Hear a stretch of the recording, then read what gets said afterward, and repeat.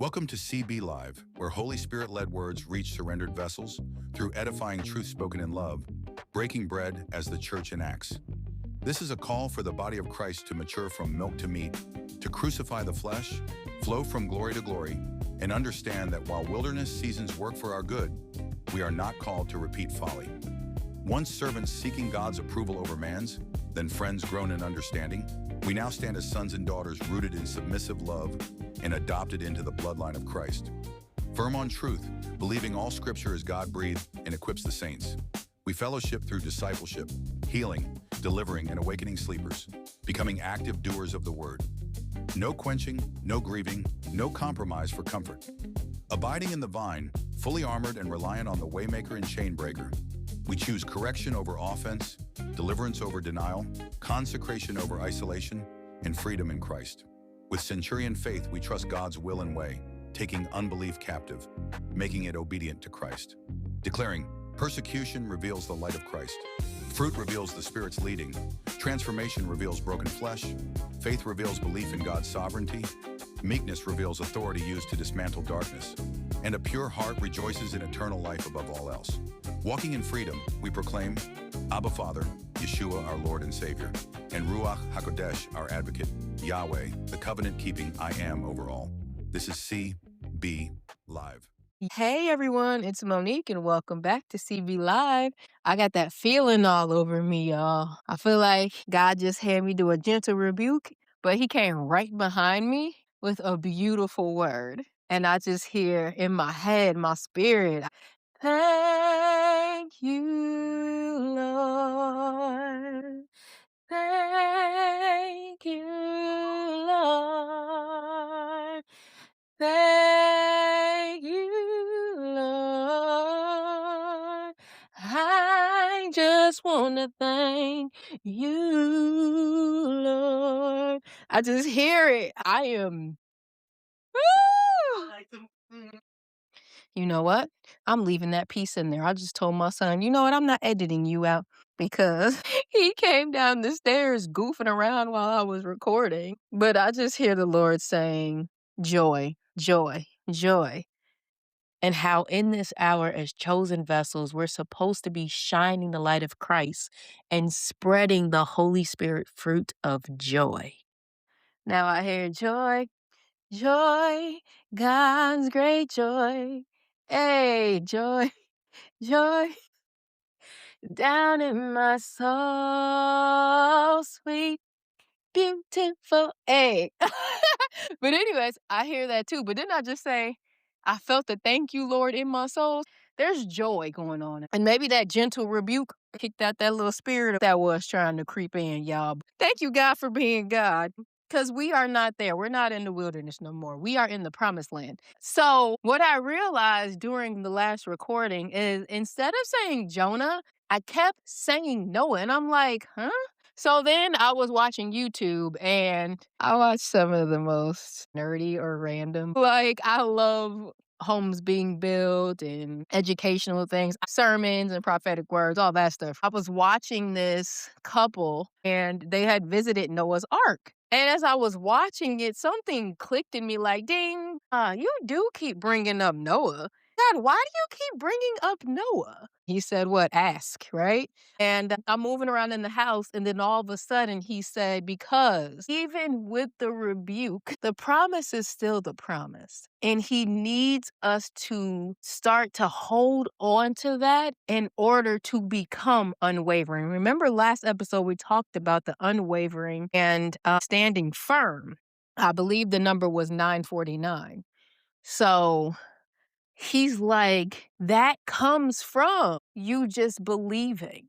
No matter what you see, no matter what you hear, no matter what the Holy Spirit working in you is always willing. The flesh is what is weak. And he's saying, I need you to just focus on him, the promise keeper, and focus on the promise and stop getting distracted. Before I heard look to the promise keeper, but he's saying, I want you to believe that these promises are coming forward. Have full faith, but do what I'm saying to obtain them. Be obedient. And it clicked. It's like, that's why you keep bringing up Noah. He said if you were building a city, every Lego block is already there and you feel like you're waiting on him, but he's waiting on you to do the very steps that he told you to do. Remember the marriage word, the God ordained union word? It was like, it's time. And it was talking about God's perfect order. He's saying this is part of God's perfect order because Noah had to follow great instruction to get every single animal onto that ark, plus his family.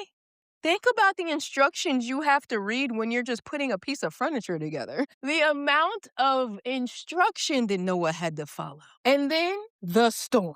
All the stuff that you think would just waver you. But Noah's ark, it stood firm. That ark didn't fall apart. Now I hear Ark of the Covenant. What was the sign?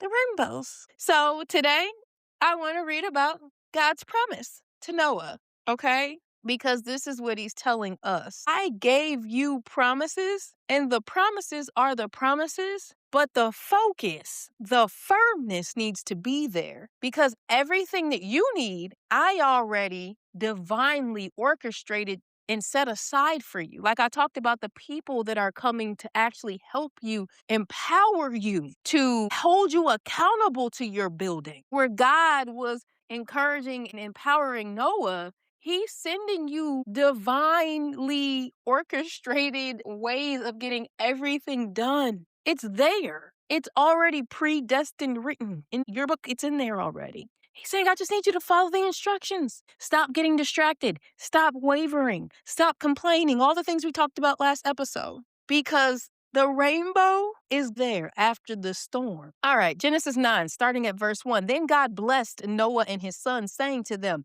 be fruitful. Come on now. Didn't we talk about that last episode? He's trying to firmly plant that Holy Spirit fruitfulness in you so you don't squander any piece of the promise, but be fruitful and increase in number and fill the earth. The fear and dread of you will fall on all the beasts on the earth and on all the birds in the sky, on every creature that moves along the ground and on all the fish in the sea. They are given into your hands. Look, everything's already there. I'm going to give you everything.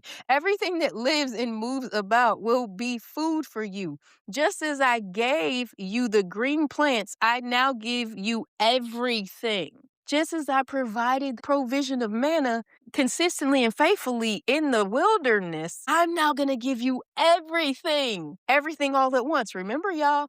But you must not eat meat that has its lifeblood still in it. And for your lifeblood, I will surely demand an accounting. I will demand an accounting from every animal and from each human being too. I will demand an accounting for the life of another human being. Whoever sheds human blood, by humans shall their blood be shed. For in the image of God has God made mankind. Here's that piece of holding you all accountable. As for you, be fruitful and increase in number, multiply on the earth and increase up on it. Isn't that what this is? The year of the Lord's favor, the Isaiah 61 era that we are in? He's telling us to go proclaim the gospel. And what? Increase in number. Go get his children, chosen vessels. Then God said to Noah and his sons with him, I now establish my covenant with you and with your descendants after you and with every living creature that was with you. The birds, the livestock, and all the wild animals, all those that came out of the ark with you, every living creature on earth. I establish my covenant with you. Never again will all life be destroyed by the waters of the flood. Never again will there be a flood to destroy the earth. Remember that episode when we were talking about stop being fearful of things that happened in the wilderness, in the storm to happen again because it's not happening again? God said that that's not going to happen. Don't fear connecting or reconciling with these kingdom spouses. Don't be afraid to have accountability partners or brothers and sisters in Christ that are chosen and godly wise to fellowship with.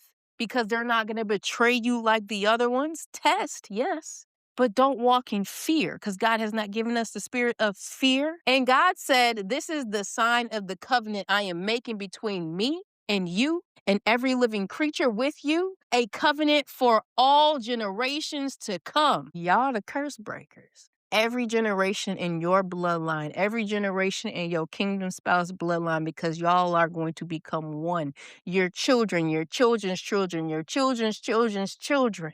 They will not deal with the curses that you had to battle. The people that the Lord assigned you to help you empower and build up and edify and teach what He has shown you, they're going to break curses. And their generation, their kingdom ordained spouses, their family, their children's children's children's children will not have to deal with the curses that they dealt with before. Why? Because blessings for obedience and curses for disobedience, and we're not walking in disobedience anymore. Chosen vessels are teaching called vessels how to walk in obedience. Come on, Lord.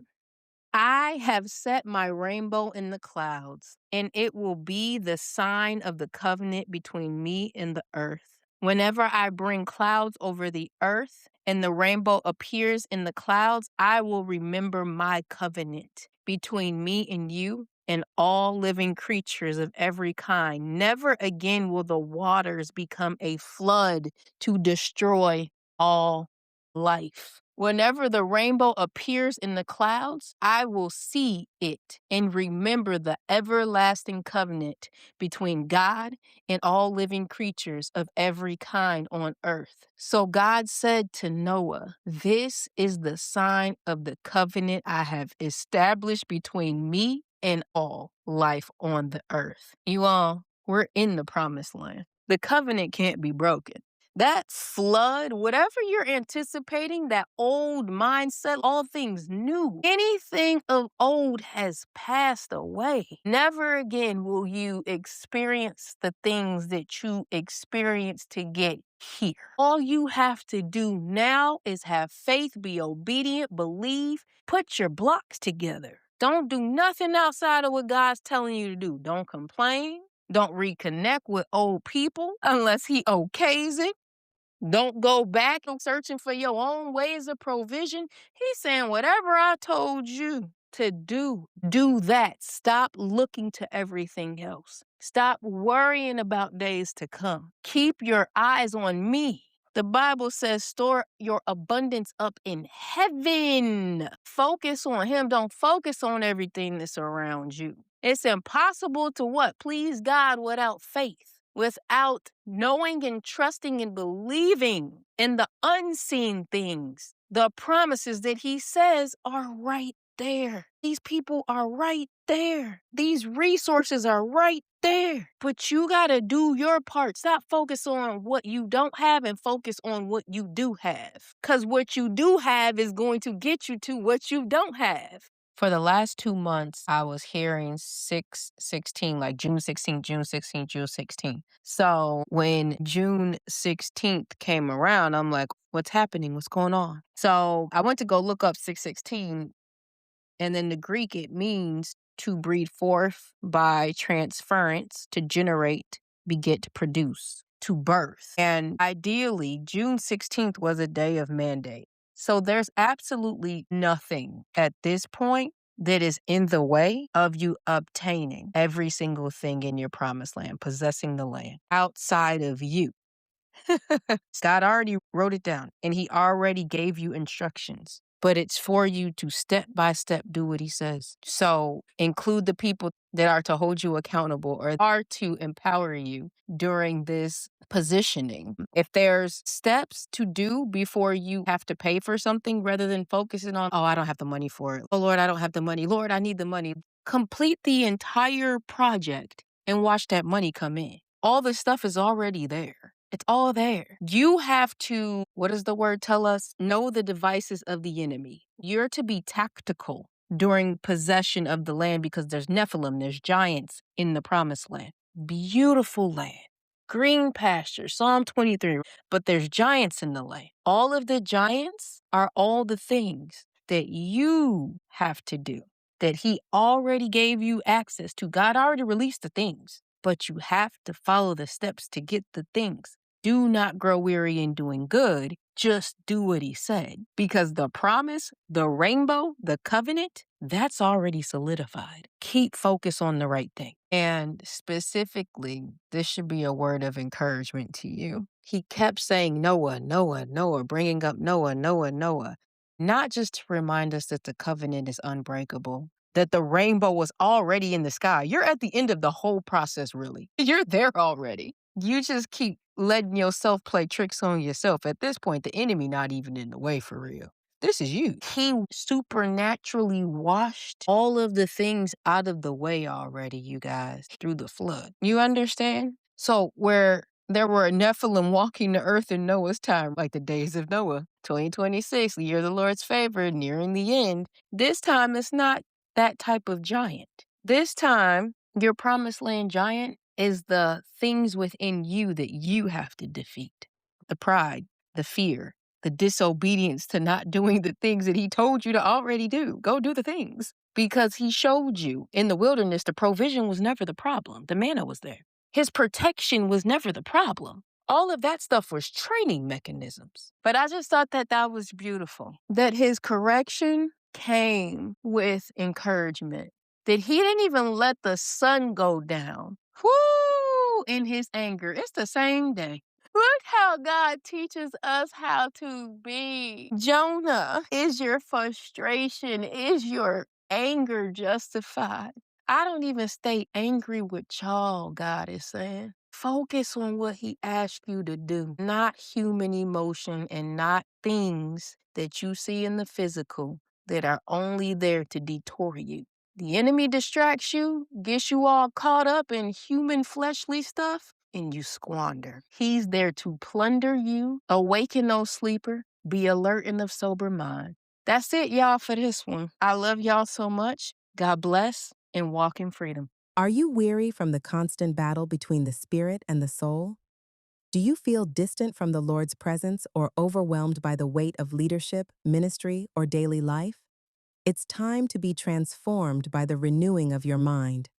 Experience a biblical guided meditation session designed to usher in the peace of the Holy Spirit while equipping you with practical, Christ-centered tools to navigate life's challenges with clarity, balance, and purpose.